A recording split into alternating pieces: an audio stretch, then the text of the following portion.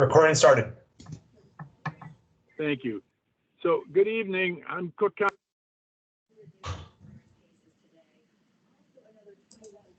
Also a Cook County Forest Preserve Commissioner. This is the first public hearing of the 13th District Redistricting Task Force. Our purpose here is to collect data from the citizens of our district. So tonight and tomorrow night, we will hear from a number of people who represent communities of influence within our district. Communities that involve the municipal community, the African American community, Asian American community, Hispanic community, Muslim, Jewish communities, disabled communities, mental health communities, renters community, homeowners, nursing home communities, university communities, educational communities, public health communities, landlord communities, business, healthcare, and forest preserve and environmental communities. So I'm grateful to everyone here. I'd like to have each of the members of the task force introduce themselves, starting with Chairman Commissioner Josina Morita of the Water Reclamation District. Thank you, Larry, and thanks for asking me to serve on this committee, and to chair. My name is Josina Morita. I'm a commissioner at the Metropolitan Water Reclamation District, but in my past life, partly because I'm an urban planner, I'm also a mapper, and particularly a redistricting and voting rights mapper. So I helped draw voting rights districts in the 2011 redistricting process. I also live here in Skokie and chair the Asian American Caucus statewide. And then Reverend Dr. Marilyn Pagan Banks, would you introduce yourself? Sure. Good evening. I'm Marilyn Pagan Banks. I'm the director of A Just Harvest here in Rogers Park. We're an organization that works to address hunger and poverty, and we work with everyone that's not just in Rogers Park, but across the district and across the city. I'm also a pastor with the United Church of Christ, and work closely with the community around issues of hunger, homelessness, and really just making sure we're building enough power for the community to make sure that it looks and feels and is vibrant as the community wants it to be. So I'm glad to be here. Thank you, Marilyn. Kevin Brown, would you introduce yourself? Thank you again, Commissioner, for having me and inviting me to be a part of this committee. My name is Kevin Brown, and I am the Director of Policy Advocacy and Legislative Affairs for the Safer Foundation. I'm also a resident of Evanston, been connected to our community for about 40 years, and sit on the board of Opal Evanston, as well as the local NAACP. And we are really happy to participate and listen, and also, work for the good of our entire community. So thank you for having me. Thank you, Kevin. Judy Mandel, would you introduce yourself, please? Yes, my name is Judy Mandel. I'm president of the New Trier Democrats. I live in Wilmette, Illinois. Our organization is designed to help elect Democrats up and down the state, local, and federal level, and to have issues brought before our members on the environment, racism, and other such issues. And I'm very glad to be here. Thank you, Larry, for including me in this important committee. Thank you. Our fifth member is Rabbi Shlomo Soroka. I don't know that he's on. He may be in a meeting in Springfield, but he is representing the Orthodox community and the members of the 50th Ward. I'm sure he will join us tomorrow night if he doesn't make tonight. With that, I'm going to turn this over to the chairwoman, Commissioner Josina Morita, to make a short presentation, and then we'll hear from our witnesses.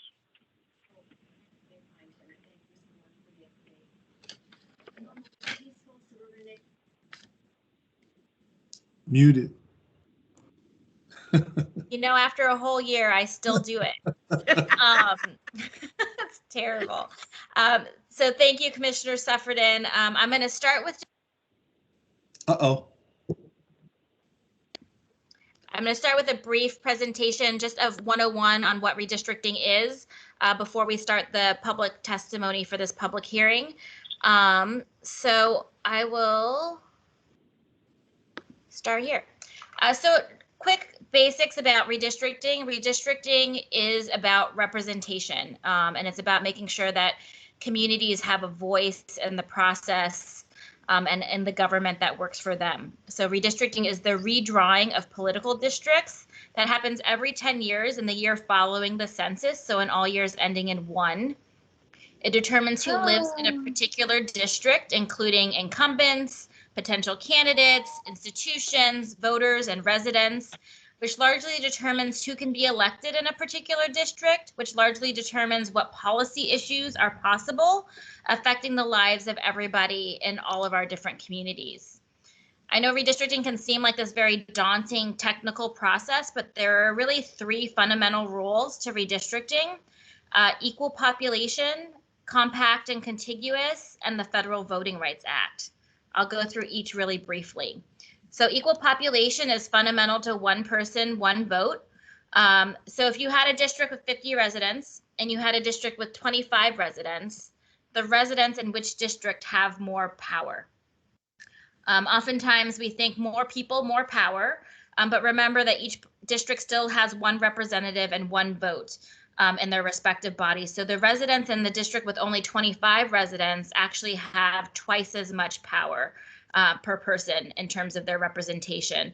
You can kind of think of it like a pizza. Would you rather split 1 pizza with 50 people or a pizza with 25 people? Compact and contiguous. Compact, it sounds kind of like one might interpret that as something you would, a familiar shape like a circle or a square. And redistricting, I think we know that communities are not always shaped that way. So compact is kind of loosely interpreted, but one hard and fast rule is that it does have to be contiguous, meaning there can't be 1 piece over on the left and 1 piece over the right and it's not connected. So you can see on the image on the right that it could even mean connected by a point, but it does need to be a completely contiguous geography in order for it to be a sound legal redistricting district and map.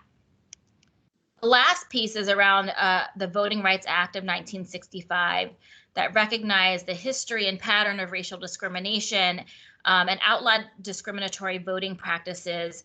The piece of that legislation that most applies to Illinois is Section 2, which fundamentally says if you can draw an effective majority minority district, you have to.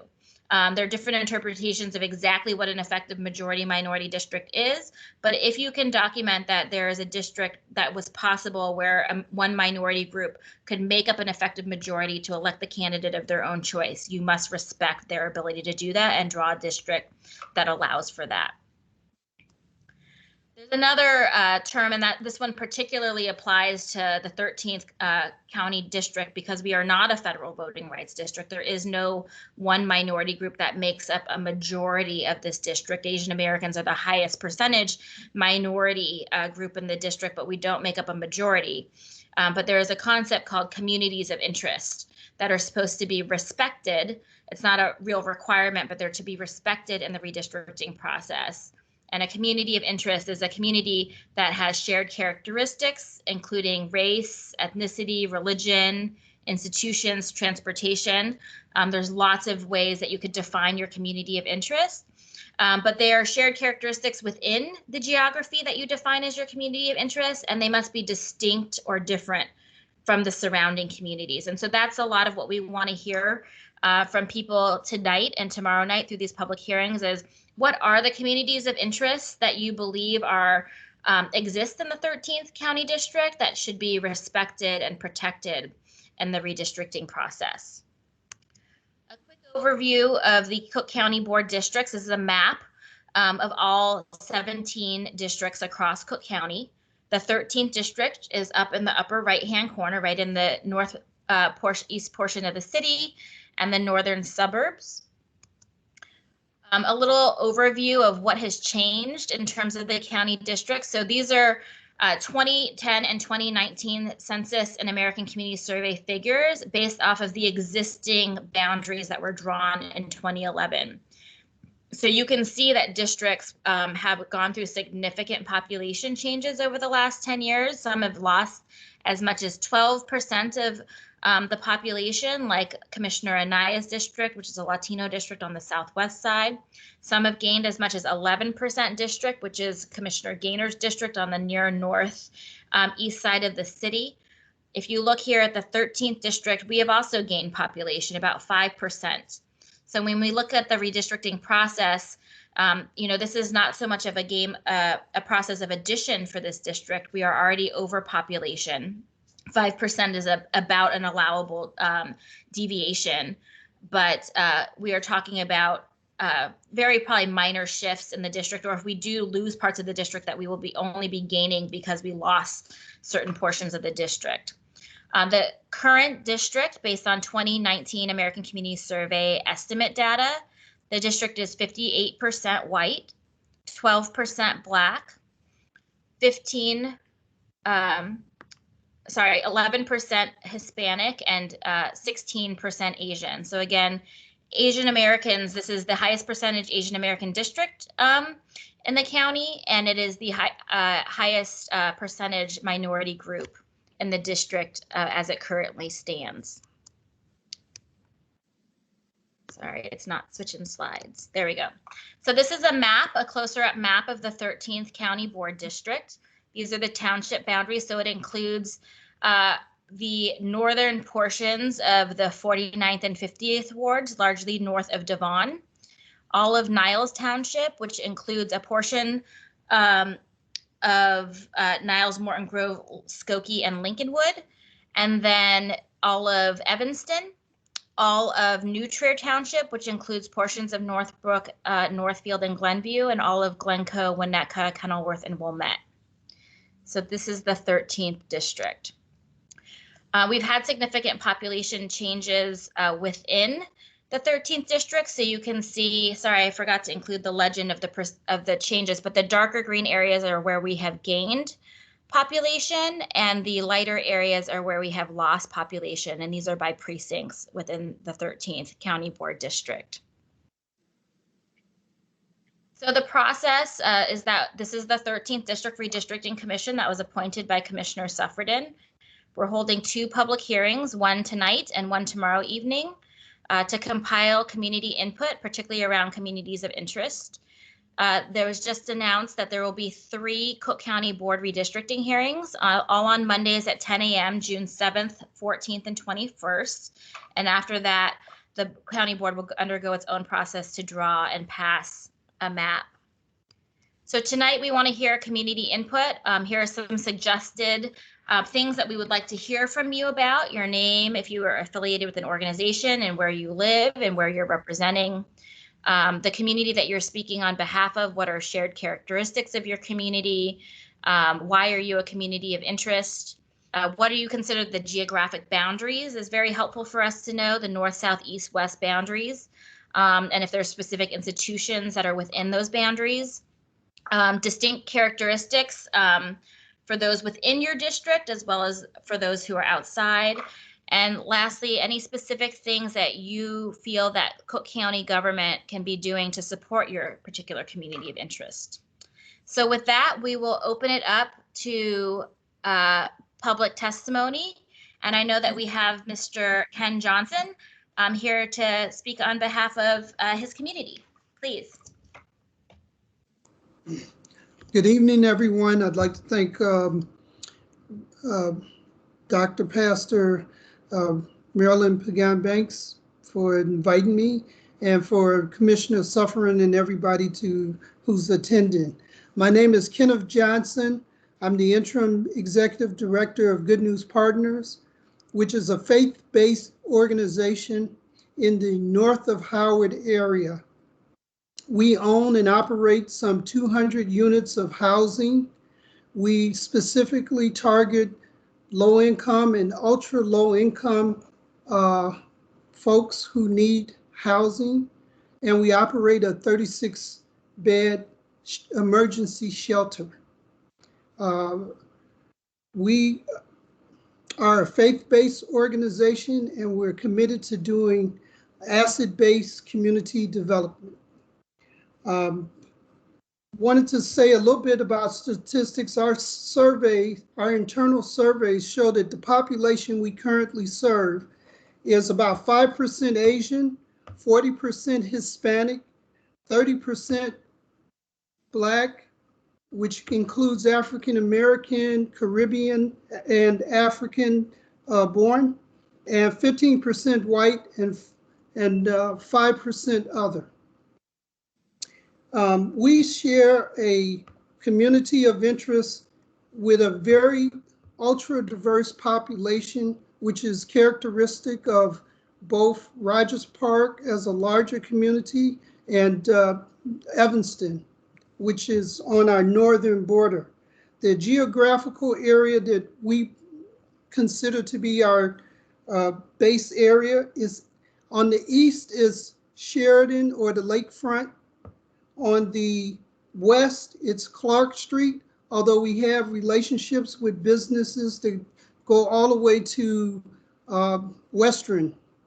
On the north, it's the boundary is the cemetery that abuts the dividing line between Chicago proper and Evanston.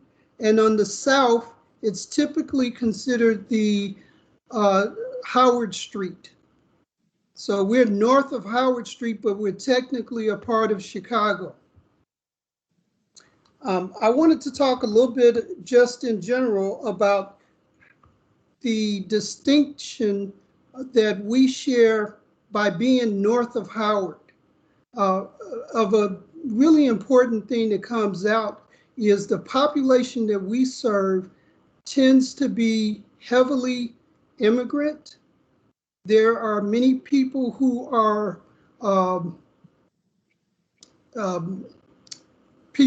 coming from other places to settle in the US. And there are many people who are older who are looking for a place to live who have been priced out of other traditional housing. And so we take a faith-based approach that everybody is entitled to dignified housing and that everyone is entitled to have shelter to the best of our ability. A large portion of our support comes from a network of churches in the Evanston and the Winnetka area, and we continue to partnership and develop new partnerships along the entire north and northwest area.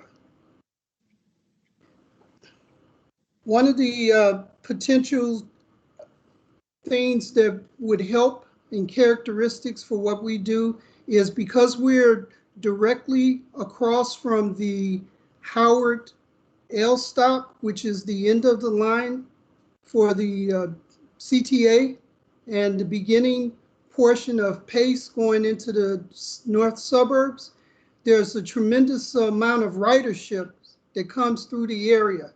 And we believe that the opportunity to do two things are something that the county can support and that we are interested in being a part of. One is continuing to give us additional support in the areas of affordable housing.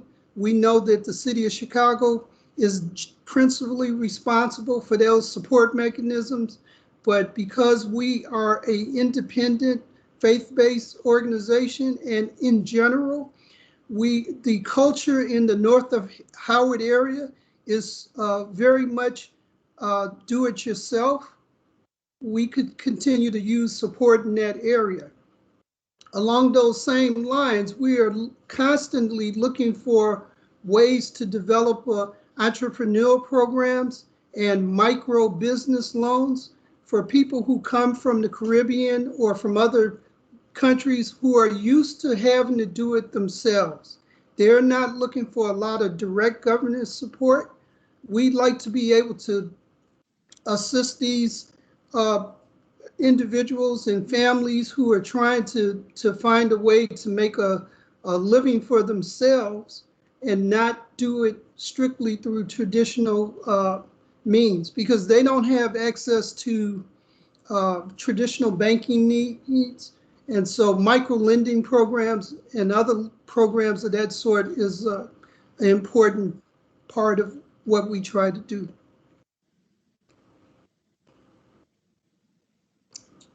And I think that the last point would be when we're working with individuals who need employment, we need to be able to better involve our neighbors that are very close to us, which includes Evanston to our north and Skokie to our west and Lincolnwood to our northwest. These are all very accessible by PACE and CTA links, and we need to be able to develop partnerships with businesses in those areas who need qualified employees. But we need specific dollars to help us do training programs with specific businesses. I've lived in Rogers Park on and off for the past 30 years, and it continues to be a challenge in our area in particular. The crime statistics show that, but it is an area, like I said, we have a transitional hotel, and the average length of stay is somewhere between 5 and 7 years. So we build community here, and it's hard to get people to move on because they find it affordable and they find a community that accepts them as who they are. Thank you. This is beautiful, Mr. Johnson. Thank you for a really thorough and thoughtful testimony on behalf of the communities that you work with and serve. I'll open it up to the other commission members if you have any questions for Mr. Johnson. Mr. Johnson, yes, I agree that just a tremendous testimony there, learned a lot. In the housing that you're providing, can you also talk about the demographic makeup of that housing? And also just a question about, do you all encounter folks with arrest and conviction records in your work? Right. So as I previously stated, our base demographics indicate that more than 75% of the families that occupy our housing are either Asian, Hispanic, or some form of African descent. In terms of discrimination for housing, we take all comers. So we understand that people have a past, but we have worked with veterans organizations. We've worked with returning citizens organizations. We continue to have some challenges because one of our buildings are within 1,000 feet of a school. We think in some instances there should be some process where we can get some exceptions for returning citizens. And we certainly would partner with any organization to articulate some of the needs that people have.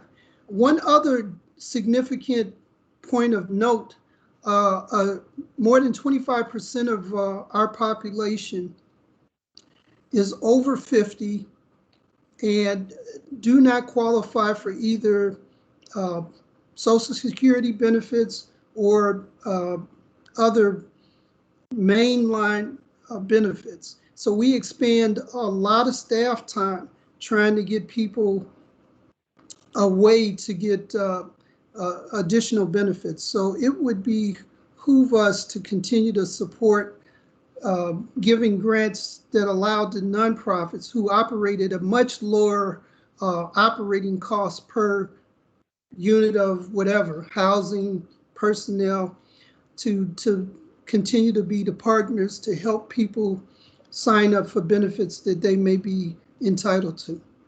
But thank you for the question, Mr. Brown. Thank you. Thank you, Mr. Johnson. I know that many folks have been part of working to on the Just Housing bill to end housing discrimination here in Cook County. So thank you for that. Any other questions for Mr. Johnson?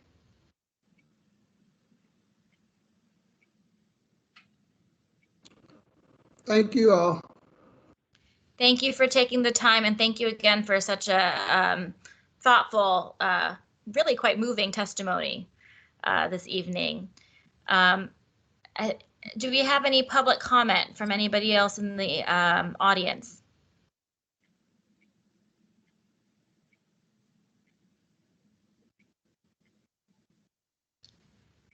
All right. We have another hearing tomorrow evening. I know we have a number of testifiers signed up for tomorrow evening.